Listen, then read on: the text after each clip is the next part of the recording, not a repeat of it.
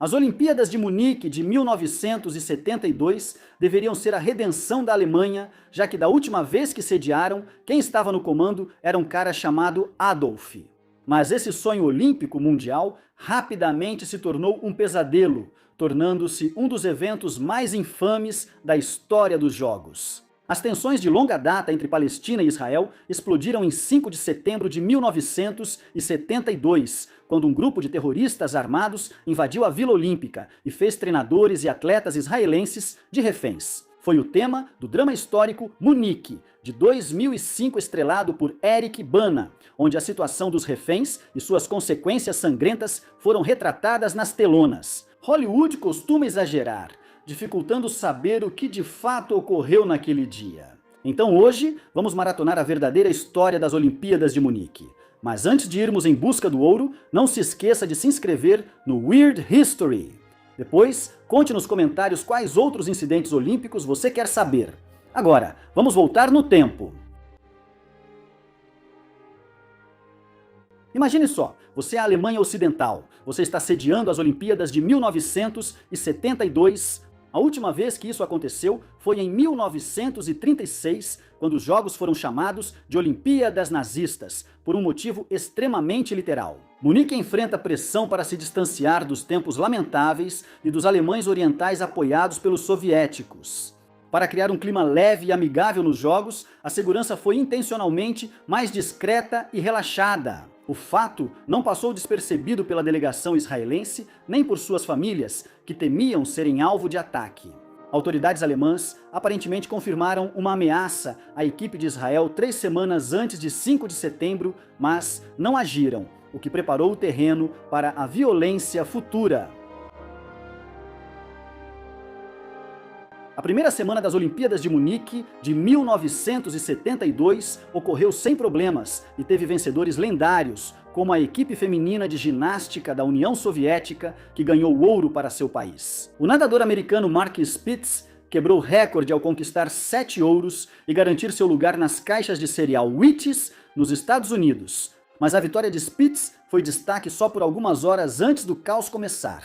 Nas primeiras horas do dia, 5 de setembro, 8 membros do grupo militante palestino, Setembro Negro, disfarçados com máscaras de esqui, infiltraram-se na Vila Olímpica com um destino em mente, os quartos onde a delegação israelense estava dormindo. O Setembro Negro era ligado ao Fatah, membro da Organização para a Libertação da Palestina, cujo objetivo era eliminar Israel e criar um Estado palestino. Eles achavam que a melhor forma de atingir esse objetivo era praticar terror e violência contra alvos israelenses, americanos e europeus, vistos como responsáveis por sua opressão.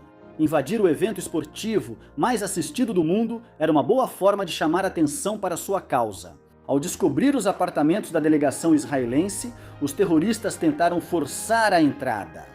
O juiz de luta livre, Joseph Gutfreund, tentou bloquear a porta, enquanto o treinador de levantamento de peso, Tuvia Sokolovsky, saiu descalço pela janela do quarto para escapar. 2 membros da delegação, o levantador de peso Joseph Romano e o treinador de luta livre Moshe Weinberg, tentaram reagir contra os terroristas, mas acabaram sendo baleados como exemplo para o restante da equipe não tentar mais nenhum ato heróico. Quando o Setembro Negro tomou os apartamentos, já havia feito 9 atletas e treinadores reféns. Cerca de 30 minutos após o início do ataque, os terroristas divulgaram sua lista de exigências. Os reféns estavam sendo usados para exigir a libertação de 8 palestinos e não árabes presos em Israel, incluindo 2 militantes alemães, Andreas Baader e Ulrike Meinhof. As autoridades receberam 4 horas para decidir sua resposta. Caso contrário, os reféns começariam a ser eliminados um a um, com um prazo final às 9 horas da manhã. O principal problema das exigências dos terroristas aos oficiais da Alemanha Ocidental era que eles não tinham jurisdição em Israel e não podiam libertar prisioneiros. Ao contatar a primeira-ministra de Israel, Golda Meir, ela recusou-se a libertar qualquer prisioneiro, alegando riscos à segurança de seu povo. Temia-se que seriam alvos de novos ataques caso o Setembro Negro tivesse sucesso. Oficiais da Alemanha Ocidental tiveram dificuldades nas negociações sem que Israel aceitasse as exigências. A Alemanha ofereceu grandes quantias de dinheiro em vez de libertar os prisioneiros. Os terroristas só precisavam dizer quanto queriam, mas não estavam interessados em dinheiro.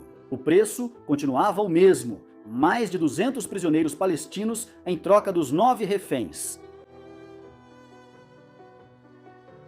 Apesar do fracasso das negociações, os terroristas aceitaram adiar o prazo por algumas horas. Isso deu às autoridades tempo para organizar secretamente várias tentativas de resgate fracassadas. No entanto, com cerca de 4.000 jornalistas cobrindo as Olimpíadas e várias equipes de TV filmando na época, qualquer tentativa de salvar os reféns estava sendo assistida em tempo real pelos terroristas. Os jogos foram deixados de lado quando a situação dos reféns atraiu a atenção de 1 bilhão de pessoas no mundo.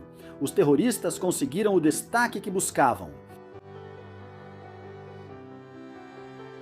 Israel, mantendo a política de não negociar com terroristas, jamais libertaria os prisioneiros sem uma mudança milagrosa de opinião. Mesmo assim, os negociadores fizeram os militantes aceitarem um acordo.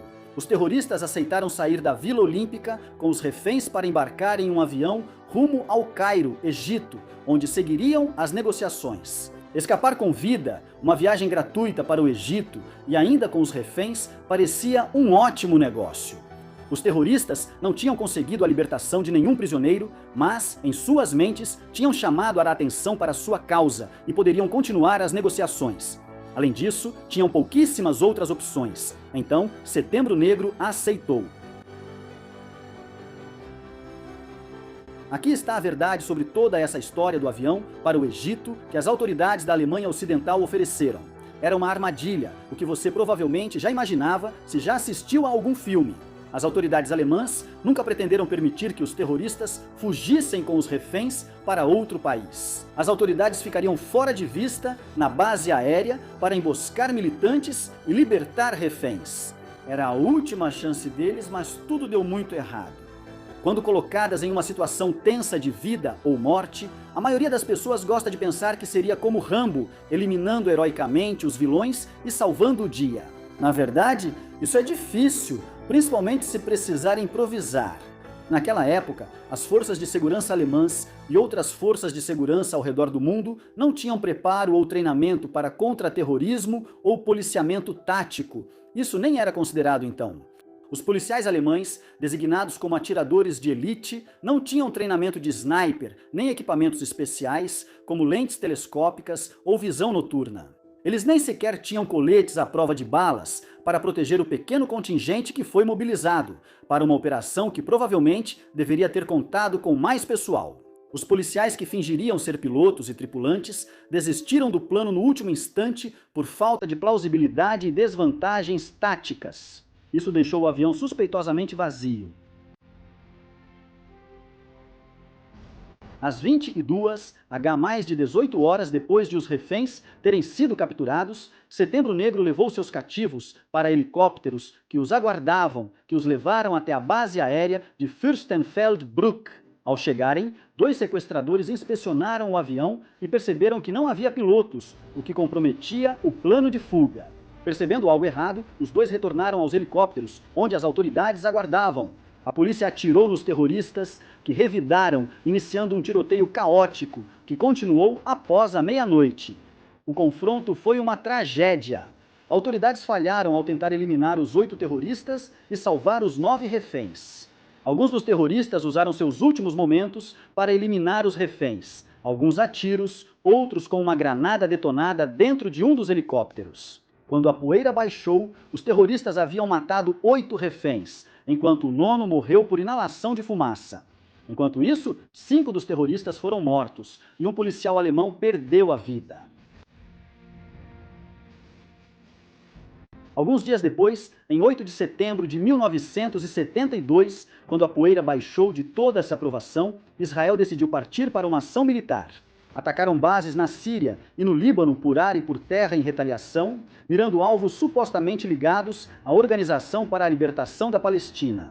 O bombardeio de vingança de Israel eliminou cerca de 200 militantes da OLP em 10 bases e matou 11 civis nos ataques aéreos.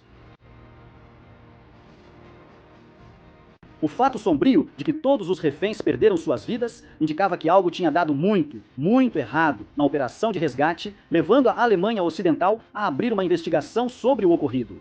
O relatório foi organizado em 3 tópicos: segurança nas Olimpíadas, negociações com terroristas e tentativas de resgate. O relatório da Alemanha Ocidental concluiu que, apesar de problemas com a intenção dos terroristas, a recusa de Israel em libertar prisioneiros e as condições operacionais, a situação era inevitável e não houve punições ou demissões.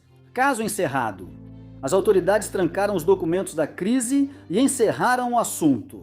A falta de transparência levou muitos a suspeitarem de encobrimento pela Alemanha Ocidental, alegando que autoridades sabiam do ataque, mas ignoraram avisos. As famílias das vítimas passaram anos buscando informações e justiça da Alemanha Ocidental, até que finalmente chegaram a um acordo em 2022, 50 anos após o ataque. A Alemanha abriu nova investigação sobre o massacre e pagou 28 milhões de euros às famílias das vítimas. Em uma decisão um tanto controversa, os Jogos Olímpicos foram retomados apenas algumas horas depois que houve a tomada de reféns na Vila Olímpica. Caramba, você consegue imaginar ter que se concentrar no salto com vara enquanto tudo aquilo estava acontecendo? E para piorar, o presidente do Comitê Olímpico Internacional, Seu Ai Seri Ga Usumasu, Avery Brundage, queria que os reféns fossem retirados da vila para não atrapalhar os Jogos. Muito compassivo da sua parte, Brundage. No entanto, os oficiais do COI tomaram a decisão e mudaram o rumo. Os jogos foram pausados por 24 horas em homenagem às vítimas, mas apenas por 24 horas. Os oficiais defenderam que o terrorismo não deveria vencer o espírito olímpico e que os jogos deveriam seguir. E você, acha que deveriam continuar ou ser adiados? Comente abaixo. Confira também outros vídeos da nossa história curiosa.